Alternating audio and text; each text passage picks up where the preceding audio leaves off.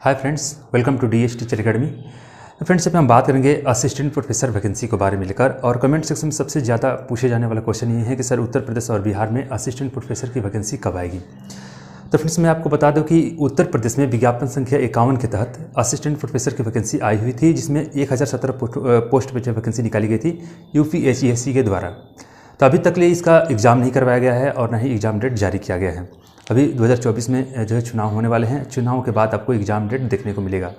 तो अभी दूर दूर तक आसार नहीं दिख रहा है कि अभी तक आपको जो है असिस्टेंट प्रोफेसर की वैकेंसी उत्तर प्रदेश में देखने को मिलेगा। लेकिन यहाँ पे एक बात और निकल के आ रही है, जो अभी उत्तर प्रदेश में जो यूपीएससी के जो अध्यक्ष है वो नहीं है, जो अध्यक्षों की संख्या है वो भी अभी खाली पड़ा हुआ है, अभी नियुक्ति नहीं की गई है।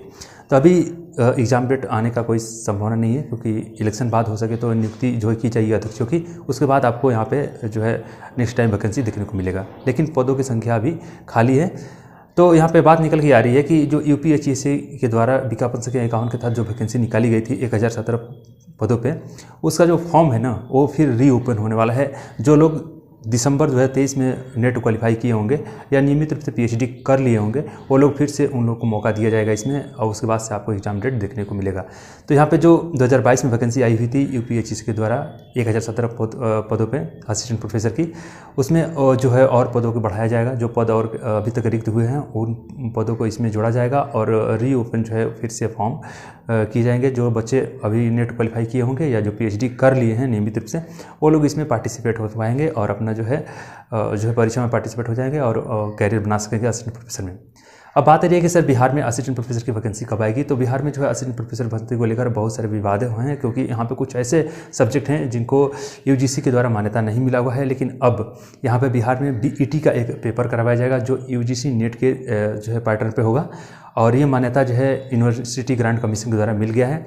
इलेक्शन बाद आपको यहाँ पे बेट यानी कि बिहार एलिजिबिलिटी टेस्ट का जो है पेपर देखने को मिलेगा, और इसमें आप जो पीजी किए हुए हैं 50% प्लस या उसमें कुछ अलग कैटेगरिया जो है एलिजिबिलिटी लगाई जाएगी, जो इतना परसेंट आपको होना जरूरी है। तो उसमें जो फॉर्म आएगा उसके बाद हम आपको एक डेडिकेटेड वीडियो बना के सूचित कर दूंगा कि इसमें क्या क्या एलिजिबिलिटी होनी चाहिए। बट आप जानते हो कि असिस्टेंट प्रोफेसर या बीईटी के लिए जो मिनिमम क्वालिफिकेशन होगा वो मास्टर डिग्री होना चाहिए, और उसमें कुछ परसेंटेज का क्राइटेरिया लगाया जाएगा। वो फॉर्म आने के बाद मैं आपको स्पष्ट रूप से बता दूंगा। तो बेट होने के बाद ही बिहार में आपको यहाँ पे असिस्टेंट प्रोफेसर की वैकेंसी को देखने को मौका मिलेगा। तो आप प्रिपरेशन करते रहिए, तैयारी में लगे रहें, क्योंकि जो उत्तर प्रदेश में जो लोग फॉर्म भरे हुए हैं यूपीएससी के द्वारा जो वैकेंसी निकाली गई थी, उसको जो फॉर्म भरे हुए हैं उनका फॉर्म दोबारा रीओपन होगा और उसमें सीटों की संख्या भी बढ़ाई जाएगी। जब जाहिर सी बात है कि जब पेपर करवा ही नहीं गया है, तो जो लोग पीएचडी किए हुए हैं नियमित रूप से 2 साल के भीतर, जो है 2 साल तो वैकेंसी का आई हुए हो गया।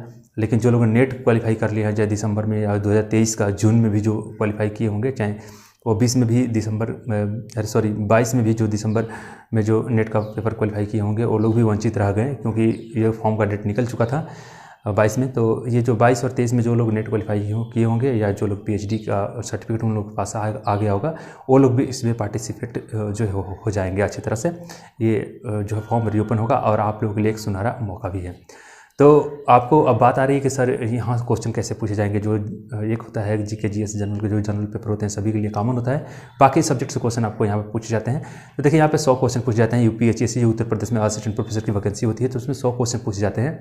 उसमें 30 क्वेश्चन जो होता है जीके जीएस रीजनिंग मैथ सारे जो है सब्जेक्ट उसमें इंक्लूड रहते हैं। किस सेक्शन से कितने क्वेश्चन आते हैं इसमें आपको मैं जो है बता नहीं सकता, क्योंकि आयोग के ऊपर जो है डिपेंड करता है कि वो किस चैप्टर से या किस सेक्शन से ज़्यादा क्वेश्चन पूछता है। हर बार आप पेपर देखते हो कि विज्ञापन संख्या 50 में जो है सबसे ज़्यादा जियोग्राफी से क्वेश्चन देखने को मिले थे, और जीके जीएस में जो है सबसे ज़्यादा जियोग्राफी था। मैथ से क्वेश्चन 2 देखने को मिले थे और रीजनिंग से एक भी क्वेश्चन नहीं देखने को मिला था। तो इस पर स्पष्ट रूप से मैं कुछ कह नहीं सकता।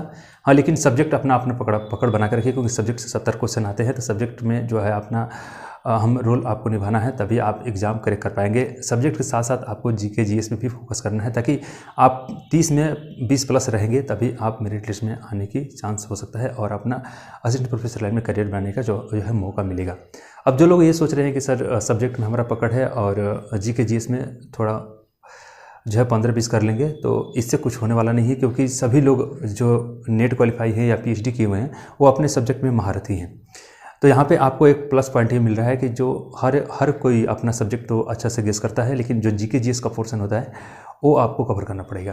क्योंकि मान लीजिए कि आप हिस्ट्री से आपने जो है पीएचडी किए हुए हैं या नेट जेआरएफ किए हुए हैं, तो पता है कि आपने हिस्ट्री में जो है अच्छे तरह से अध्ययन किए होंगे, तभी आपका नेट निकला होगा या जेआरएफ निकला होगा या पीएचडी किए होंगे, तो आपका हिस्ट्री का पोर्शन मजबूत है। लेकिन वहीं जीके जीएस की बात किया जाए तो उसमें जो है कॉमन क्वेश्चन पूछे जाते हैं। ये नहीं पता है कि किस सेक्शन से कितने क्वेश्चन पूछे जाते हैं, लेकिन उसको आपको अच्छे तरह से मेहनत करके अपने माइंड में सेटअप करना है, ताकि आप जब भी एग्ज़ाम में बैठे तो मेरिट आपका जो ऐसा हो ताकि आप सेलेक्ट हो जाएं।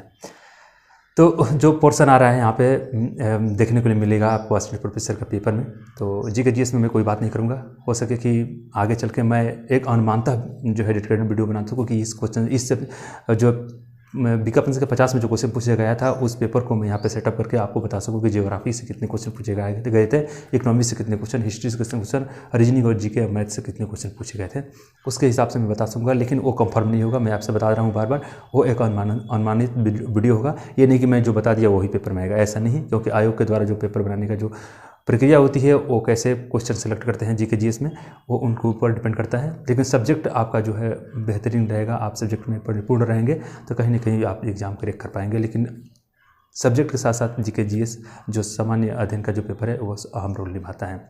तो उम्मीद होगा आपको समझ में आ गया होगा। जो लोग अभी ये पूछ रहे थे कि सर नेट का फॉर्म जो है 2024 में जून का अप्लाई किया जा रहा है, तो देखिए आप भरिए, हो सके कि आपको रिजल्ट आने के बाद भी ये जो रीओपन फॉर्म किया जाए, ये अभी मैं कह नहीं सकता, क्योंकि इलेक्शन बाद कब ये रीओपन फॉर्म होगा ये हमको भी नहीं पता है। लेकिन रीओपन फॉर्म किया जाएगा, जो सीटों की संख्या है उसको भी उसमें बढ़ाया जाएगा।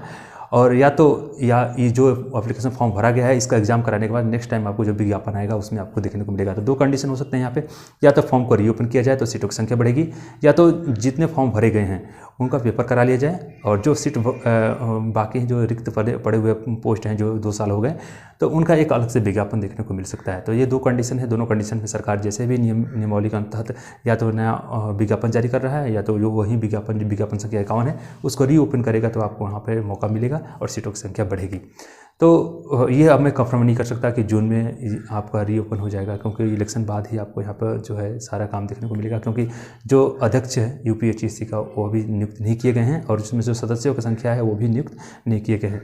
तो अब यहाँ पे जो सदस्यों की संख्या, जो सदस्य का रिक्त पद है उनको पहले यहाँ पे भरा जाएगा, उसके बाद से आपका जो फॉर्म जो है रीओपन होगा, या तो नेक्स्ट टाइम आपको नया विज्ञापन देखने को मिलेगा।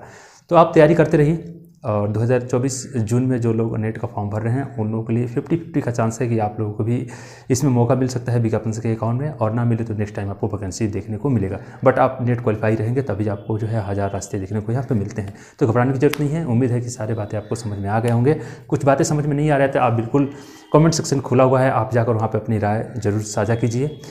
समझ में वहाँ पे भी नहीं आएगा तो मैं एक छोटा सा डेडिकेटेड वीडियो बना के आपके सामने जो है यूट्यूब के माध्यम से मैं डीएस टीचर एकेडमी के माध्यम से प्रस्तुत कर दूंगा, जिससे सारे आपका जो कन्फ्यूज है वो दूर हो जाएगा। तो कन्फ्यूज में जो भी क्वेश्चन है कमेंट सेक्शन में जरूर लिखिए। वहाँ पे भी समझ में नहीं आ रहा है जो रिप्लाई में हो सके ज़्यादा कमेंट आ जाते हैं, जैसे 100-150 कमेंट आते हैं, तो मैं रिप्लाई देना उचित नहीं समझता। मैं सोचता हूँ कि एक वीडियो के माध्यम से सबको सूचित कर देता हूँ तो बेहतर रहता है।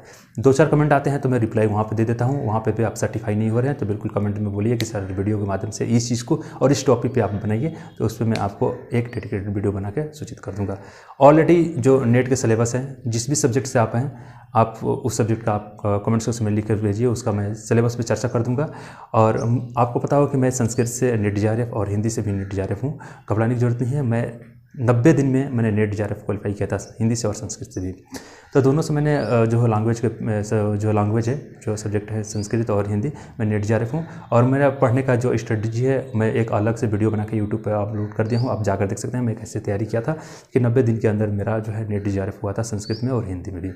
तो घबराने की जरूरत नहीं है। फर्स्ट पेपर जो होता है नेट जेआरएफ में वो सभी के लिए कॉमन होता है, उसका मैं स्ट्रेटजी पूरा अच्छे तरीके से मैं दे दूँगा कि किस सेक्शन से कितने क्वेश्चन आते हैं और आपको कैसे तैयारी करना है। मॉडरेट क्वेश्चन पढ़ना है कि हार्ड लेवल का पढ़ना है, टॉप लेवल का क्वेश्चन पढ़ना है कि लो लेवल का पढ़ना है। देखिए सबसे अहम रोल यही निभाता है कि आपका जो 50 क्वेश्चन जो होते हैं सभी के लिए कॉमन होते हैं, और उसमें आपने पकड़ बना लिया। सब्जेक्ट तो आपका तो है ही है, सब्जेक्ट आप जब भी पढ़े हैं या पढ़ रहे हैं या तैयारी कर रहे हैं, सब्जेक्ट आप अच्छा ही नंबर से क्वालिफाई करेंगे। लेकिन आपका जो फर्स्ट पेपर होता है उसमें भी क्वालिफाई नेचर मार्क्स आपको देखने को मिलेगा। नहीं तो आप हो सके कि 15 या 10 क्वेश्चन आप करते हैं और आप उन सब्जेक्ट में 50 क्वेश्चन करते हैं तो आप नॉट क्वालिफाई लिख के आता है ऐसे कि ना ही आप असिस्टेंट प्रोफेसर हैं या ना ही जेआरएफ हैं। तो आपको घबराने की जरूरत नहीं है। फर्स्ट पेपर आपका कंफर्म नहीं है तो आप जरूर कमेंट सेक्शन में लिखिएगा। हर एक यूट्यूबर अपने अपना राय साझा करता है यूट्यूब पे, मैं भी अपना राय आपके सामने साझा करूंगा। हो सके कि मेरा जो भी राय है, जो पढ़ाने की शैली है या बताने का शैली है आपके समझ में आ जाए, आपके उससे 2 मिनट के वीडियो से ही आपका जो है करियर बन सके, तो बेहतर रहेगा कि मैं वो वीडियो बनाना उचित समझूँ ताकि आपका समझ में आ जाए। तो फ्रेंड्स आज के लिए इतना ही, और इस चैनल पर पहली बार है तो प्लीज़ आप लोगों से रिक्वेस्ट है कि चैनल को सब्सक्राइब जरूर कीजिएगा और लाइक करना मत भूलिए, और अपने दोस्तों के यहाँ ज़रूर शेयर कीजिएगा, क्योंकि यहाँ पे जो भी न्यूज़ आपको दी जाएगी वो ऑथेंटिक होगी, फेक न्यूज़ आपको यहाँ पे नहीं दिया जाएगा। और जाते जाते होगा परिवार को अपना बढ़ाइए। ये DH टीचर एकेडमी जो चैनल है आज से आज ये ग्रोथ करेगा, क्योंकि मैं भी अपने लाइफ के बारे में जो है स्टडी कर रहा था कि मेरी लाइफ कहीं किसी जगह सेटल हो जाए। तो मैं अभी इस समय असिस्टेंट प्रोफेसर के पोस्ट पे नियुक्त हुआ हूँ। तो मेरी जो जॉब है, मैं अपने जॉब से बिल्कुल पसंद हूँ, और आप भी उम्मीद है कि आप उस जॉब को हासिल कर पाएंगे। तो उसमें मेरा भी जो भी योगदान होगा, मैं अपना योगदान आप लोगों के जीवन में उतारने की कोशिश करूँगा, और उम्मीद है कि आप भी मेरा जो भी ज्ञान होगा वो लेने की कोशिश करेंगे।